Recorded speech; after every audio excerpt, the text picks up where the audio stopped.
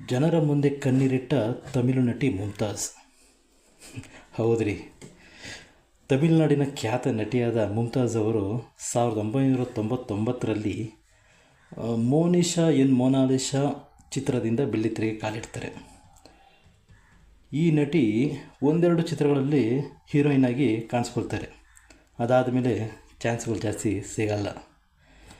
ಅದಾದ ಮೇಲೆ side actress ಆಗಿ ಸುಮಾರು ಚಿತ್ರದಲ್ಲಿ ಕಂಡುಕೊಂಡಿದ್ದಾರೆ. ಆ ಸಂದರ್ಭದಲ್ಲಿ ಅವ್ರನ್ನ ಅಧಿಕವಾಗಿ ಐಟಮ್ ಡ್ಯಾನ್ಸ್ ಮತ್ತು ಅದಕ್ಕೆ ತಕ್ಕಂಥ ಪಾತ್ರಗಳನ್ನ ಮಾತ್ರ ಅವರಿಗೆ ಕೊಡ್ತಾಯಿದ್ರು. ಆದರೆ ಈಗ ಅವರು ಅದನ್ನೆಲ್ಲ ಬಿಟ್ಬಿಟ್ಟು ಅವರ ಇಸ್ಲಾಂ ಧರ್ಮವನ್ನು ಸ್ಟ್ರಿಕ್ಟಾಗಿ ಫಾಲೋ ಮಾಡ್ತಾಯಿದ್ದಾರೆ. ಈಗೇನಪ್ಪ ಪ್ರಾಬ್ಲಮ್ಮು?